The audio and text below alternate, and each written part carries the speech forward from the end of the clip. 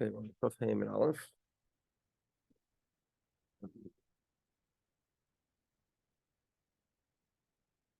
But halfway through the wide lines.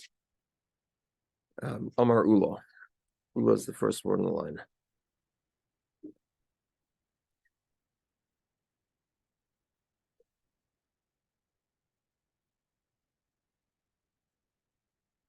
Amar Ula. Hakol Ma'adim B'Loshen. Inyan Tumad. Goli Hu Eitzel Sharis. 1 second. Okay, so yesterday we spoke about whether a tongue was considered hidden, exposed, or hidden.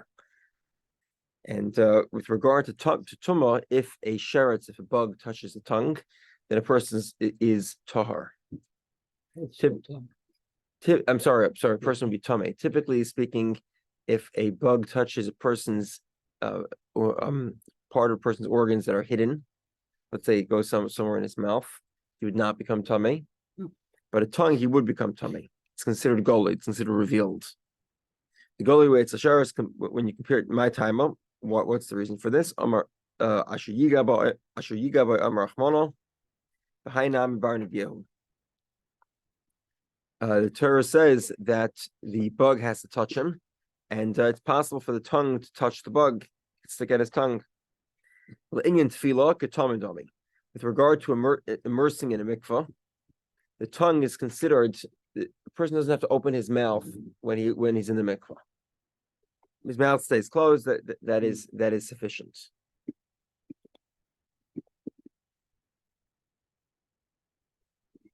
My time. What's the reason? He immerses his body in the water. In the mikvah, just like his body, it's the outside. Everything in the outside of his body, his tongue is obviously on the inside of his body. Okay. The debate here is with regard to hazal. We said hazal has to touch part of the body that is open, that's exposed. Is the tongue considered exposed with regard to hazal or not? With regard to when you sprinkle the ashes of the red heifer to make him tahar, and the ashes landed on his tongue, what's the story? So Rebbe says the tongue is considered external, and the rabbis say it's considered internal. In other words, according to Rebbe, because it's external, the hazah, the sprinkling of the ashes, is valid, and according to the rabbis, it is not valid.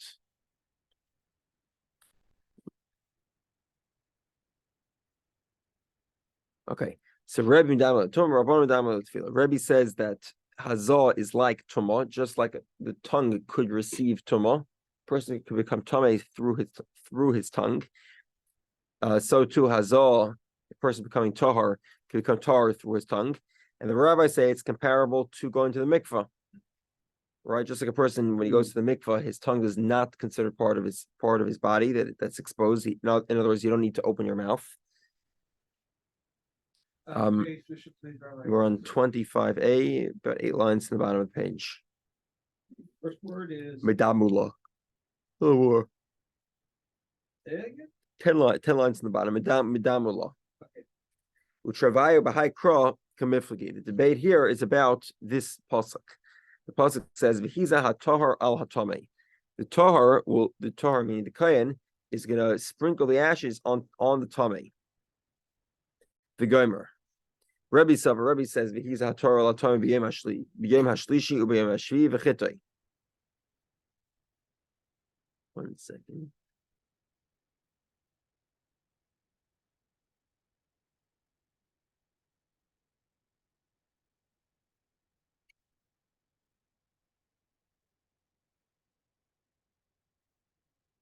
Okay, 1 second.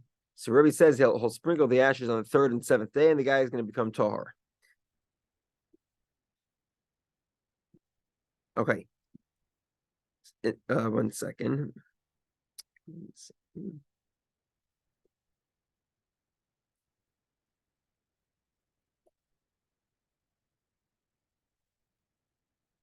Okay. In other words, the Torah says here, the hazah is going to land on somebody who's tamei. So according to Rebbe, that means actually the laws of hazah are the same laws as tumah. just like when you touch a bug, right? That's tuma, you're becoming tummy. So the bug could touch your tongue. So too, when you make hazal, because the Torah says v'chitoi, the hazal is going to be on a person who's tummy. We say the laws of hazal also have the same laws as a person who's tummy, and therefore, if the sprinkling of the ashes lands on his tongue, he is tahar. 1 second. The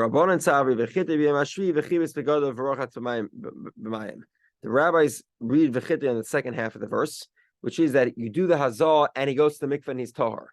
So what do the rabbis say? Sprinkling the ashes is the same laws of going to the mikveh and becoming tahar.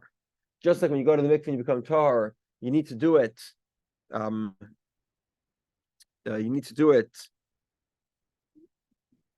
was he saying here?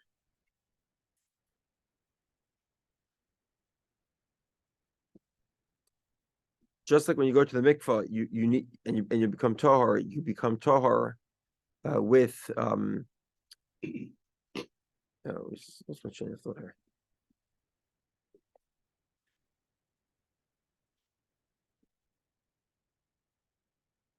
When you become tahar in the mikvah, you become tahar, and you do not need to open your mouth. The tongue is not included in the mikvah. So too, hazal is not included. The tongue is not included in hazal. You sprinkle the ashes; they can't fall on the tongue, because we compare hazal to going to the mikvah. Siavi's question: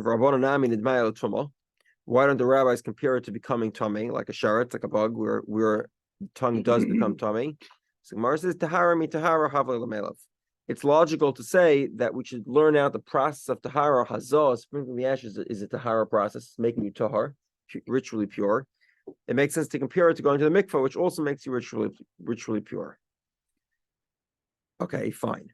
So according to Rabbi in the D'mayel tefillah, according to Rabbi, why don't we compare hazal to tefillah, to going to the mikvah, and say that actually the tongue is not a place where you can do hazal. The tongue is internal, not external. So Gemara says, "V'chibes begadav hifsike inyan."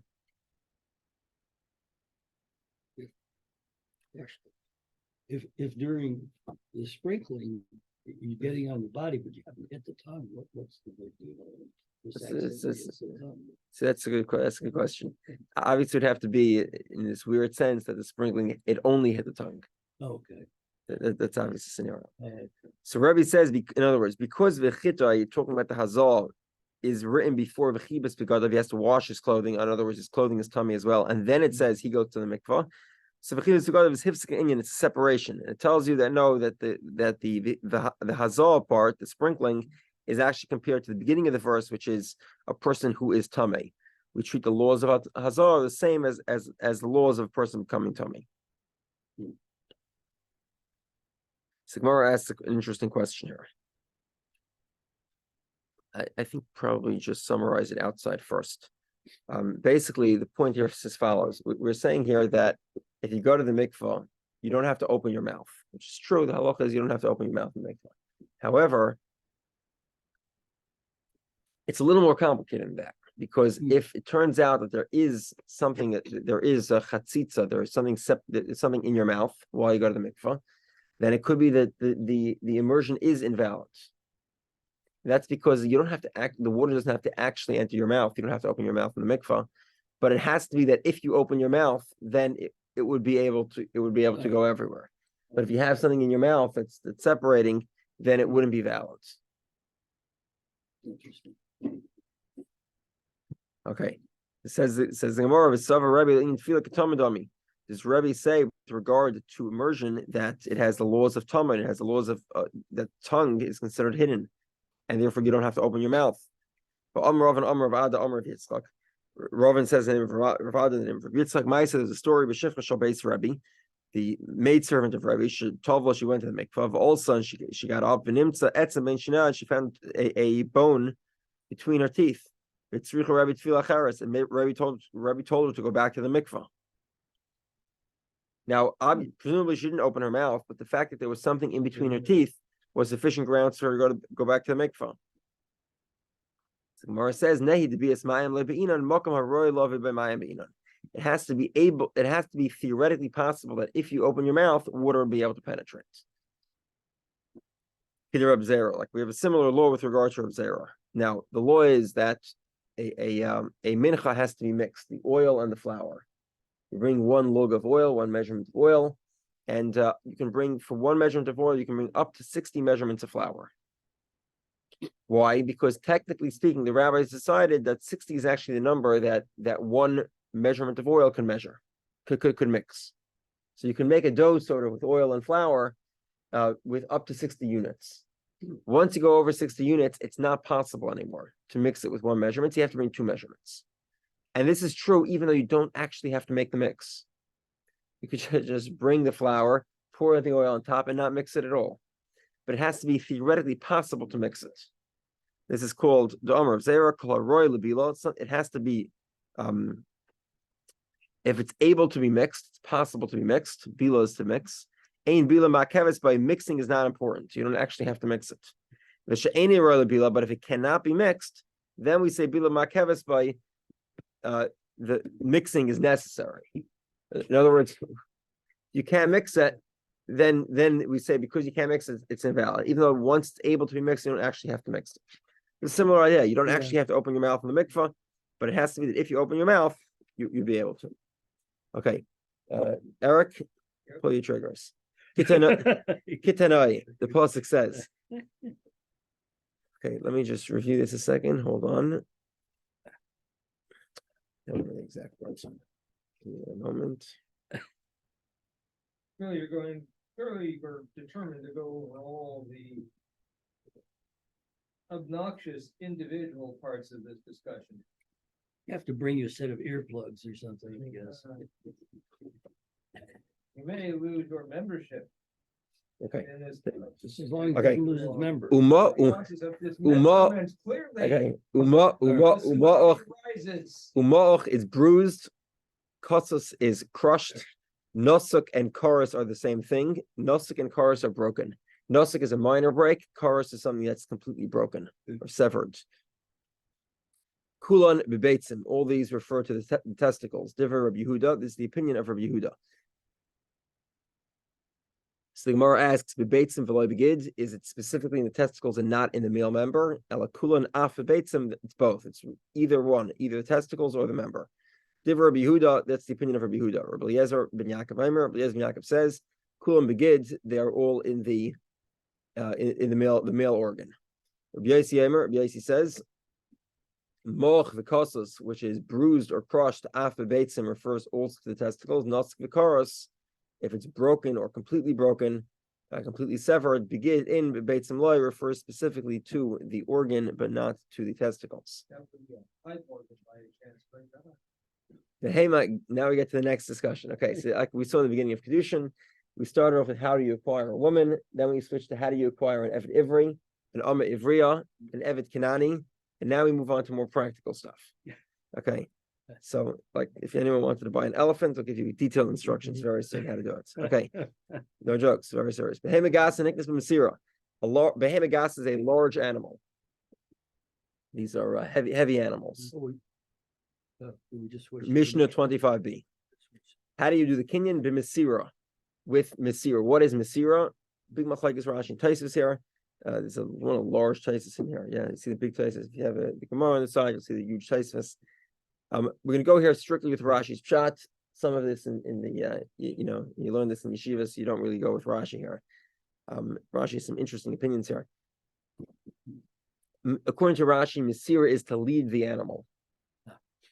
According to Tosfos, as an aside, Masira is to hand over the animal. Very, very different. I'm sorry, I'm confused. I'm sorry. The opposite. I'm sorry. The opposite. I'm sorry. Take that back. I'm sorry. Rashi says Masira is to hand over the animal. Tosfos says Masira is to lead the animal.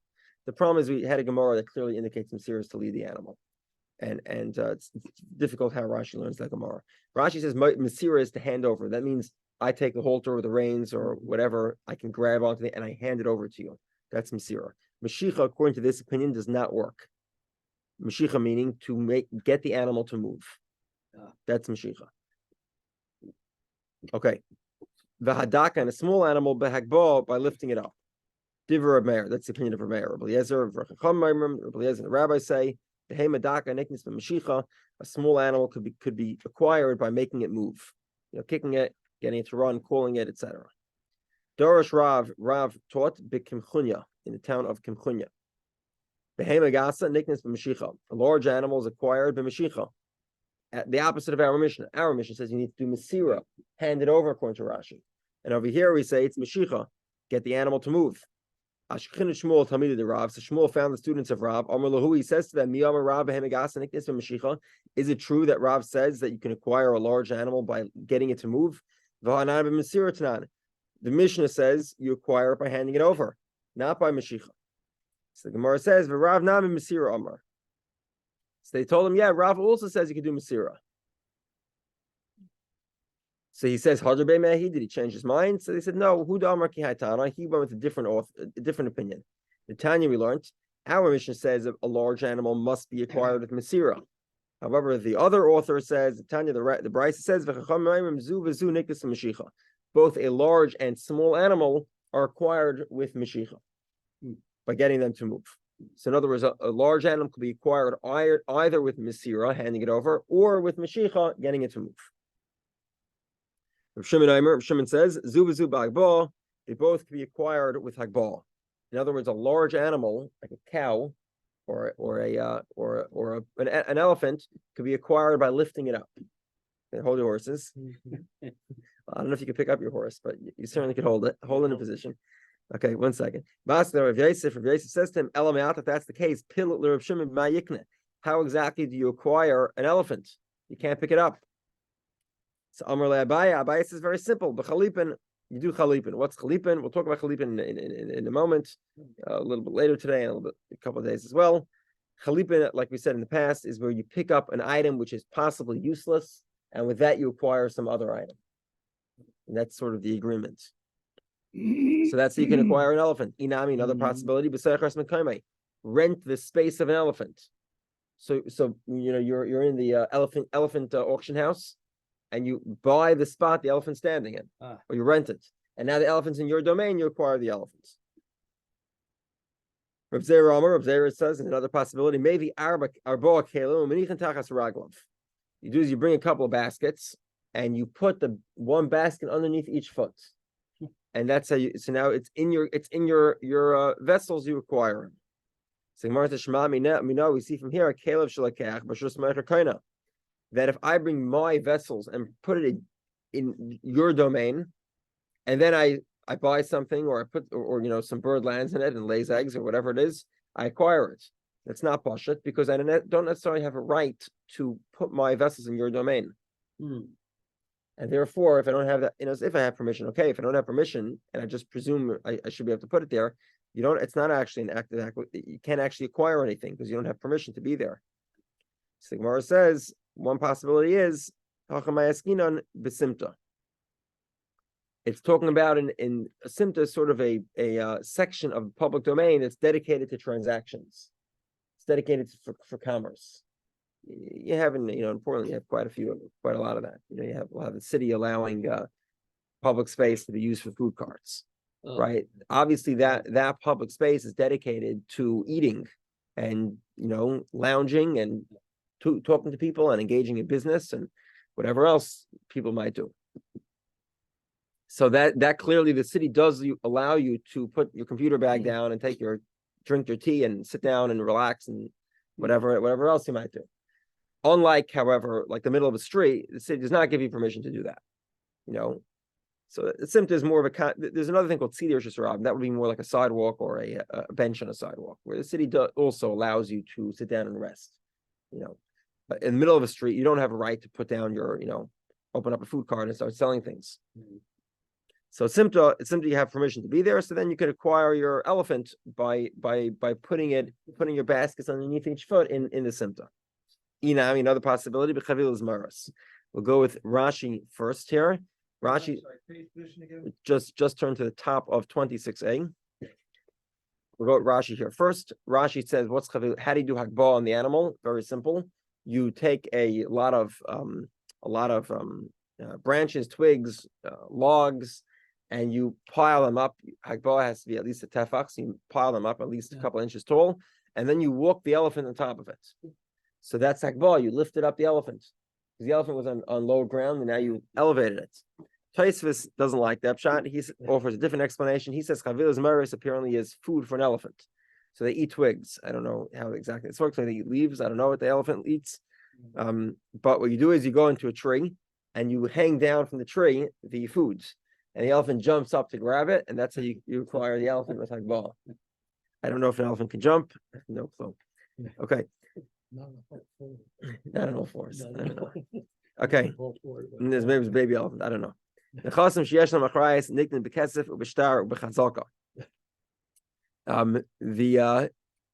assets that have achrayas, responsibility. What does that mean? Responsibility means that somebody can collect from those assets.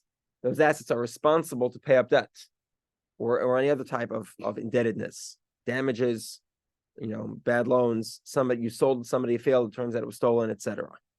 So that type of property, which is basically anything land or similar to land, which includes slaves.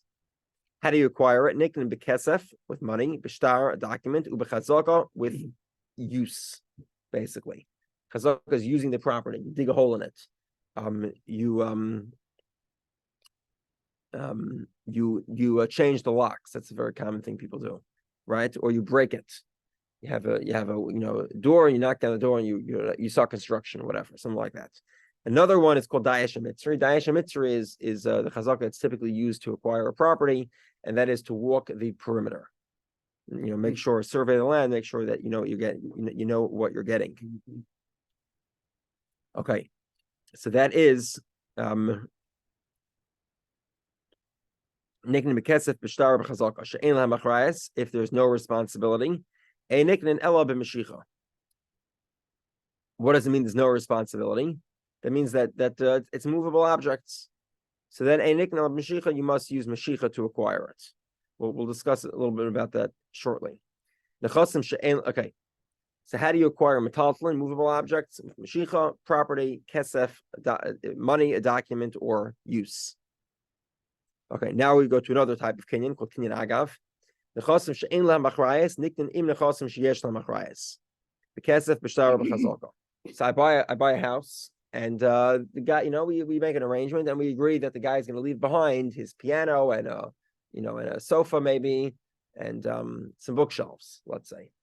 Right. Okay. So these are not necessarily, they're not built-ins, they're not, by no means are they guaranteed to be included in the sale of a house. We agree so when I acquire the house, I acquire all the stuff inside too. I acquire his piano and his sofa and his bookcase.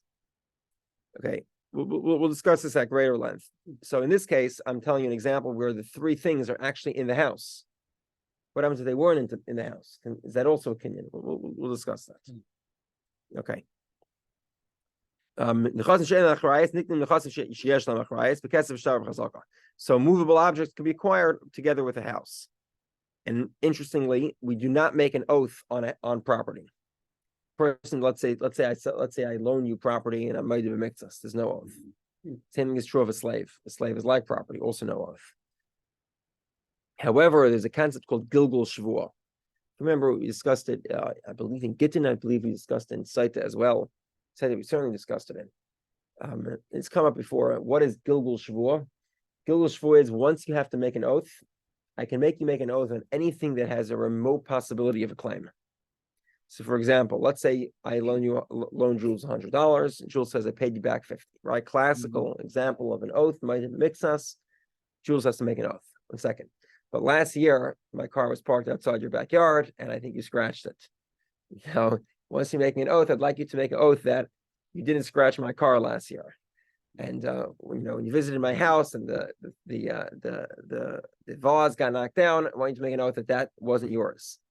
Not only that wasn't your fault. Not only that, I can make you make an oath on property itself. So when you walk past the garage door and you leaned on it and it cracked, I want you to make an oath that you weren't responsible for that either. So typically, you'd never make an oath on a garage door. It's land, it's property. Can't make an oath on property. But over here, once you have to make an oath, then I can add on any other remote claim. It can all be added on. You make one big oath. That's how it works. So you can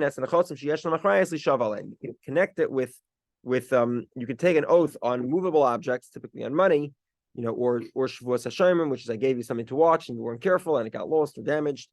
And I can add on to that oath anything property related as well. Okay, let's continue. Bekesef minolan. How do I know that I can acquire property with money? Amar Chizki says, Amar Kroa, the first states, Sadais bekesef yiknu. They will buy fields with money.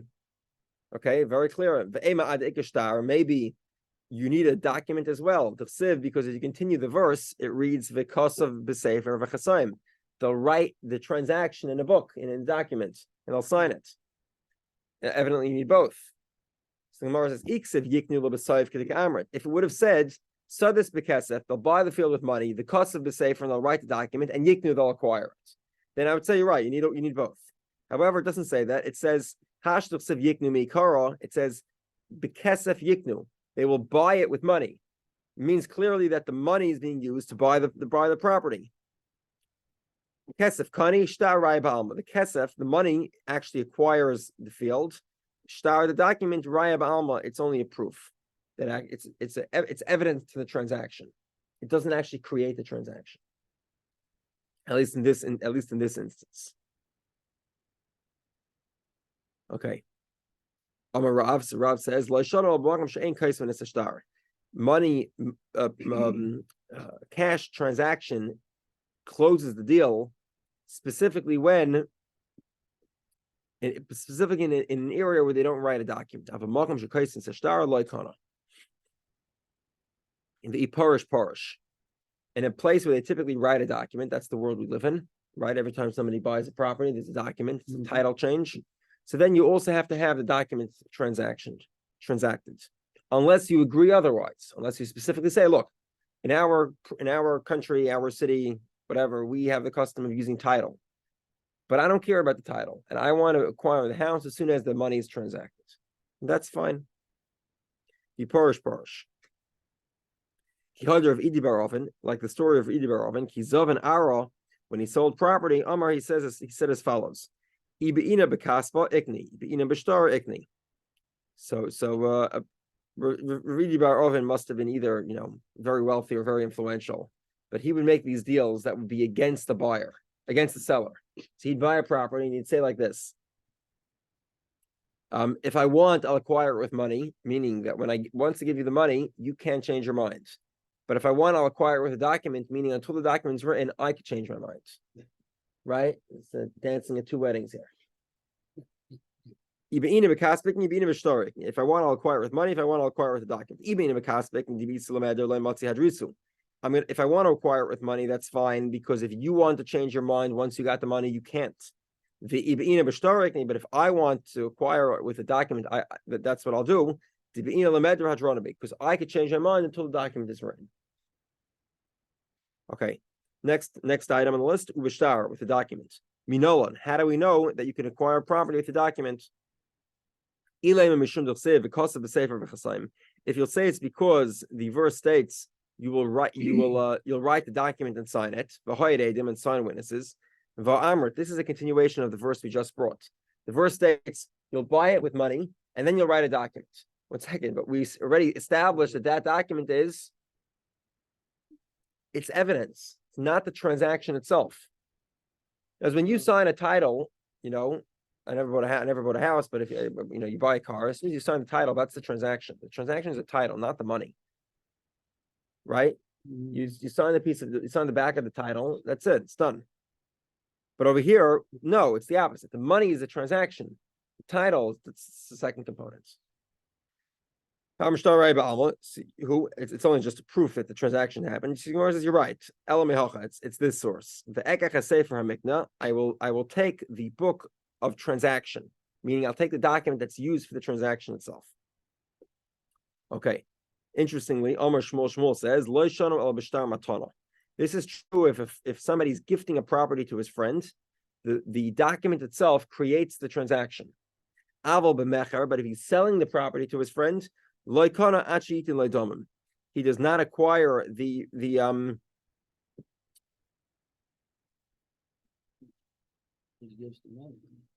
second. If you sell your friend a field, you don't acquire the field until you've actually given him the money. So document alone is not going to be enough. Matzav from Nuna. Nuna had the following question: B'shtar Ketzad. Now, presumably, this brisa is what's the question here? How exactly do you sell? How exactly is a document used to acquire property? So it gives a few examples. Cost of ala niyar, you wrote it on a piece of paper, or on anything really, including a piece of pottery. Even though the paper itself is worthless. You wrote, my field is sold to you.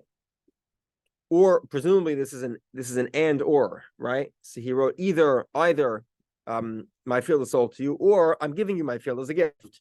The field is sold or gifted.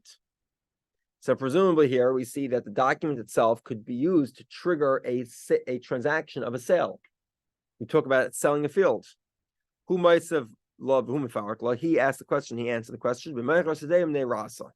This is, the property where the rental income doesn't even pay for the property taxes, let alone the mortgage, right? So this is a field that nobody wants to have. You can't even rent it to pay the property taxes. In other words, the field's a net liability. Nobody ever wants such a field.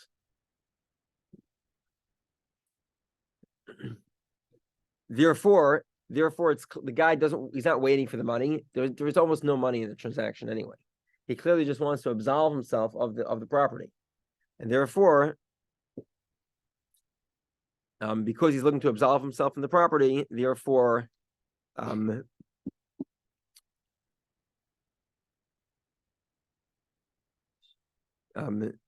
therefore the document itself is valid to transact the field.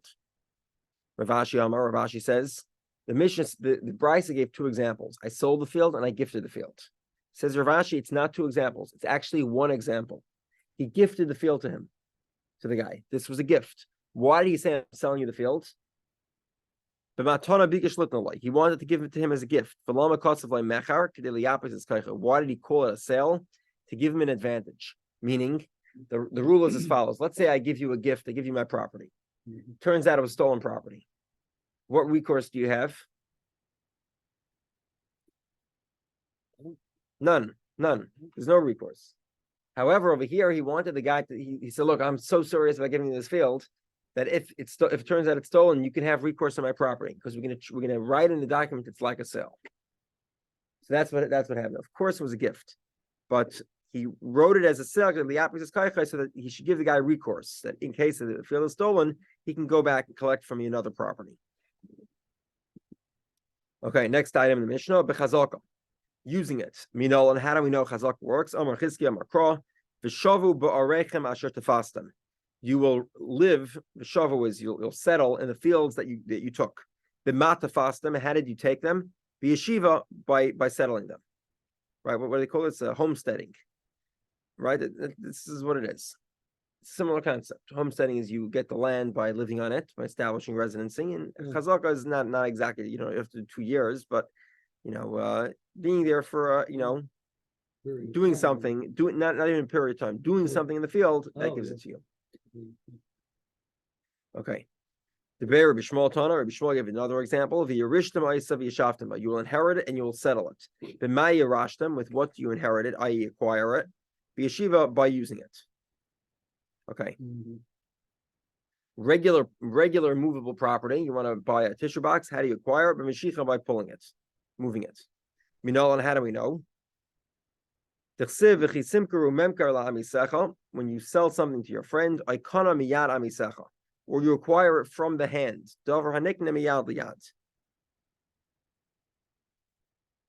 This is something where the hand plays a role in the acquisition. How does the hand play a role? By moving it. Okay, now there's just one problem here. There's a famous debate, which I mentioned to you in the past. I wonder if we'll get to it. No, it's a sugin bavim. We'll get to it a little bit later as well. Okay, a famous debate here between Rabbi Yochanan and Rish Lakish. According to Rabbi, basically there are two kinyanim. One's called hagbal, lifting it up. One's called kesef, which is money, and the other one's called hagbal, lifting it up. Rabbi Yochanan and Rish Lakish have a major debate. Which one of these is biblical by a Jew? Which one's biblical by a non-Jew? According to Rish Lakish, Mashiach is biblical by a Jew. Kesef is biblical by a non-Jew. Money. According to Rabbi Yochanan, it's the opposite. Kesef, money, is biblical by a Jew. Mashiach is rabbinical. And according to And by a non-Jew, Mashicha is biblical. However, even according to Rabbi Yochanan, we do not use the kinyan of kesef anymore. Now, obviously, today is probably different, but in times of Rabbi Yochanan, they did not use kesef. Why not? Like we mentioned many times in the past, because what's going to happen is the guy acquires a pallet worth of flour, right? He doesn't have a forklift. He's going to wait to get his U-Haul truck arranged to schlep it home. And sure enough, there's a fire. Whose property do you think is going to be the last one to be saved? Obviously, this guy's pallet worth of flour, because he doesn't own it. So therefore, Rabbi Yochanan says, no, you have to move it. And once you move it, you're probably going to bring it into your U-Haul truck and bring it home too. So you have to move it. So according to Rabbi Yochanan, that money is the key act of acquisition. So why is money not mentioned in the Mishnah? So Gemara says, you're right. Tana to Kanta Rabbanic Tani, because the rabbis, ultimately speaking, eliminated the kinyan of kesef, and they said you have to use Mashicha. So therefore, it's appropriate that Mashicha is listed in the Mishnah. We're at the 2 dots, 5 lines in the bottom of the page. We'll just begin here for a few minutes. Okay, this kinyan we spoke about is kinyan agav, where you can acquire movable objects by acquiring property. Says the Gemara, how do we know that this concept exists? Amar Chizki says, the Amar Kro, the verse states, their father gave them gifts, together with fortified cities in Judea. Okay, so in other words, the gifts were together with the fortified cities. By acquiring the cities, they acquired the money as well. The gifts were presumably movable objects. They acquired that as well. And now you get to the big question, which is what we will stop, which is